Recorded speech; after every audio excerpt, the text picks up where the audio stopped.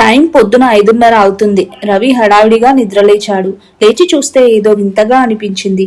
అలా అద్దం దగ్గరికి వెళ్లి చూసుకుని షాక్ అయ్యాడు. మంచం వైపు చూస్తే తన భార్య అంజలి అబ్బాయి వేషంలో హాయిగా పడుకుంది. అప్పుడు రవికి అర్థమైంది తను భార్యగా, అంజలి భర్తగా మారిపోయారు అని. వెంటనే కిచెన్ లోకి వెళ్లి వంట చేశాడు. పిల్లలకి అంజలికి లంచ్ బాక్స్ పెడుతున్నాడు. ఇంతలో టైం 8 అవుతుంది. అంజలి నెమ్మదిగా నిద్రలేచింది.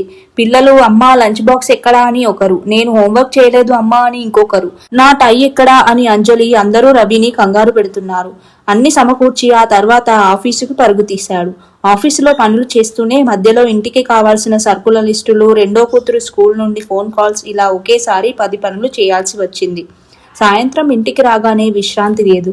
మళ్లీ వంటింట్లోకి వెళ్లి అందరికీ వేడివేడిగా వంట చేసి వడ్డించాడు. అందరూ టీవీ చూస్తూ సేద తీరుతుంటే ఇతను మాత్రం అంట్లు తోమి ఇల్లంతా సర్ది అలసిపోయి కాళ్ళు పీకుతున్నాయి. ఒళ్లంతా నొప్పులతో అలా నిద్రలోకి జారుకున్నాడు. అకస్మాత్తుగా రవికి మెలకువ వచ్చింది. ఒళ్లంతా చెమటలు పట్టి ఉన్నాయి. అంజలి కూడా నిద్రలేచింది. ఆ ఒక్క కళ రవికి ఎన్నో విషయాలు నేర్పింది. అంజలి ప్రతిరోజు చేసే పనులు కేవలం పని మాత్రమే కాదని, అది ఆమె ఇష్టంతో చేసే ఒక గొప్ప త్యాగమని అర్థమైంది. తన ఉద్యోగం చూసుకుంటూనే ఇంటిని, పిల్లల్ని ఎంత ఓపికగా చూసుకుంటుందో కల్లారా చూసినట్లయింది. రవి అంజలి చెయ్యి పట్టుకొని థ్యాంక్యూ అంజలి, నిజంగా చాలా థ్యాంక్యూ అన్నాడు.